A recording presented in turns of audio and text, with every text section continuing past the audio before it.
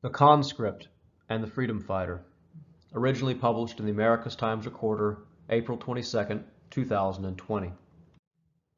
On October 10, 2018, as Hurricane Michael neared shore, I drove to Andersonville National Cemetery to plan an upcoming tour. I first walked the graves. The burials, with a few exceptions, have created a timeline of death for the prison site from Adam Swarner on February 27, 1864, to Nud Hansen on April 28, 1865. Following the names and numbers in stone sequentially, it took 7,500 steps to walk the length of 13,000 people buried shoulder to shoulder. I then refamiliarized myself with the location of a handful of graves, including James Henry Gooding and Irving Hall, to make sure I knew where to go when the tour date came. These two men did not represent a random sample of Andersonville, and they were not representative prisoners. Both were African American men in a predominantly white prison and cemetery. In 2015, as a seasonal park ranger, I told visitors about Gooding. It was not until I began co-authoring a study on African American history for the National Park Service in 2017 that I learned Hall's name. Over the last 3 years, the two men have come to represent a lesson about interpreting this Civil War cemetery. A heroic narrative about duty, honor, and country is relevant to public audiences, but that does not tell everyone's story.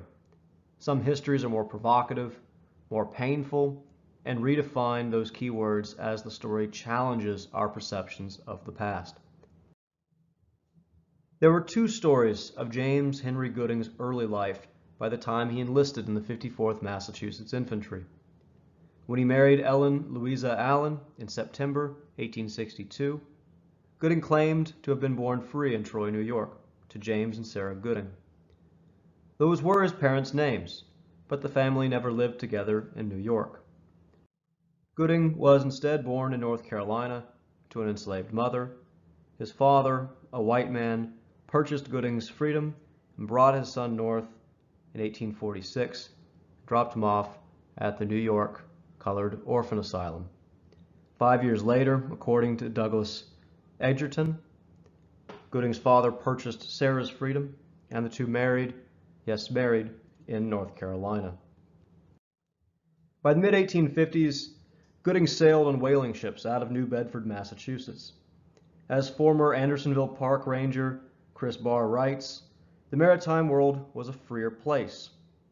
Whaling, Barr points out, was one of the few industries at the time in which African American men could find employment on equal footing with whites. Perhaps this influenced Gooding's later writings on equality during the Civil War. Indeed, his first extant writings, a series of poems, came from his years at sea. In The Sailor's Regret, Gooding confronted the possibility of dying far away from his family in North Carolina.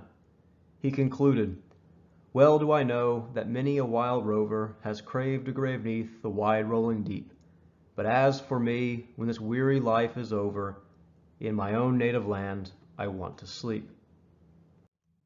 Gooding enlisted to redeem his native land after returning to shore. As a soldier in the 54th Massachusetts Infantry, he wrote more than 40 letters to the New Bedford Mercury, including an account of the famous assault on Battery Wagner in July 1863, depicted in the movie Glory. A few months later, in Gooding's best-known writing, he wrote President Lincoln and called for the equalization of pay between white and black soldiers. "Now the main question is," Gooding asked the president, "are we soldiers or are we laborers?" His appeal was part of his lifelong search for respect and equality. Gooding's struggle ended at Andersonville. Captured at the Battle of Olustee, Florida, he died of his wounds 1 month after Congress granted black soldiers the same pay as white soldiers. Whether Gooding knew about pay equalization is a matter of interpretation. Emphasizing the remoteness of the prison, Andersonville staff believe Gooding died unaware of these changes. Yet given the power of word-of-mouth communication known as the grapevine telegraph, it is possible this information filtered down to Southwest Georgia. Gooding's reflections on captivity, though, went with him to the grave, or At least, no writings from imprisonment have been attributed to him. Gooding is the best-known African-American prisoner at Andersonville. In a 2019 Facebook post, Chief of Interpretation Jody Mays described Gooding as a man ahead of his time who fought and died for a country that had enslaved him and for freedom denied to him from birth. He was a man of courage and honor who literally rose up from the shackles of slavery to demand equal treatment from a president and a nation. Gooding hits all the marks of a self-made hero and martyr for the cause of liberty. Visitors leave coins on his grave as a show of respect. Interpreting the National Cemetery would be easier if every grave represented a hero and a willing martyr. It extracts a greater emotional toll to tell or hear the story of Irving Hall's life and death. According to his service records, Hall was a free man from Delaware in 1861. Mother, a widow named Phoebe White, told a different story when she applied for death benefits entitled to dependents of fallen soldiers. In her telling, the family became separated across the Maryland-Delaware state line in slavery. Her son, Irvin Hall, escaped from slavery when his enslaver died sometime before 1863. Until Hall became a soldier, he provided clothing and provisions to his still enslaved mother in Maryland. When Hall entered the U.S. Army in Smyrna, Delaware, in the summer of 1863, he did not join voluntarily. Now, threat of the draft was designed to motivate men into volunteering, but about 50,000 of the 2.1 million U.S. soldiers were physically compelled to join. The U.S. government forced Hall, alongside many soldiers in the 8th United States Colored Infantry, into service. There was good reason for Hall to want to avoid the war. Physically, Hall did not look like much of a soldier. He was shorter than average, 5 feet 2.5 inches tall. He was also poor, a fugitive from slavery, and it would be difficult to stretch the small, unequal pay to help his mother. Who could blame Hall for resisting the call to volunteer? During his first and only battle at Olustee, Hall fell wounded and into enemy hands. Although Confederate soldiers killed many black prisoners after the sun set on the battlefield, Hall survived the battle, a makeshift hospital, and the train ride that took him through southwest Georgia to Andersonville. There, the Confederate Army enslaved able-bodied black prisoners. Hall's wounds may have prevented re-enslavement, but those same injuries also made his chances for survival grim.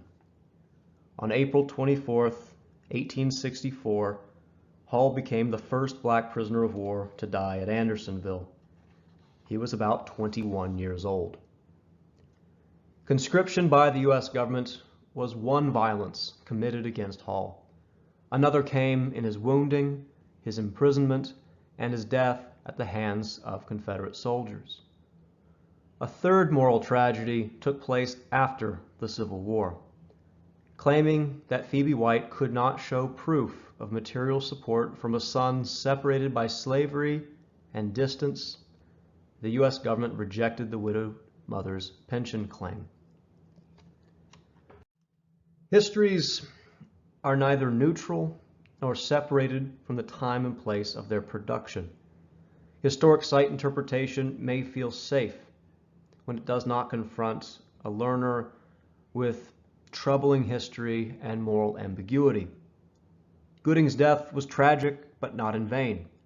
In his pre-capture writing, he self-consciously created the image of himself as a freedom fighter struggling against injustice. He can be remembered as a martyr who fought and died to redeem his native land.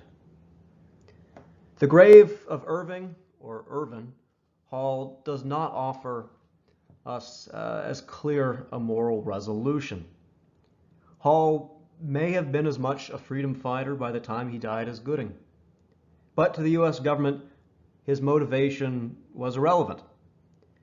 In contrast to the man who gave all, enrollment officials took everything from Hall. Did Hall believe that the U.S. government controlled his body, as had the hands of his enslavers? After the young man's death, different government officials abandoned his elderly mother to poverty. It reminds us that not every Civil War death can be clearly defined by assumed loyalties or the same understanding of duty, honor, and courage. Perhaps for his memory and for his mother's, an apology is more fitting than a flag on Memorial Day. In walking the cemetery on that windy October morning, I decided to trust that my future visitors could handle troubling history. What better place to talk about closure or lack of closure than a cemetery? We would read the poetry of the freedom fighter, but not before recognizing the violence committed against the conscript. These two stories, alongside a handful of others, would help move beyond the staggering numbers, 13,000, 7,500 steps, and begin to humanize the individuals who died at Andersonville.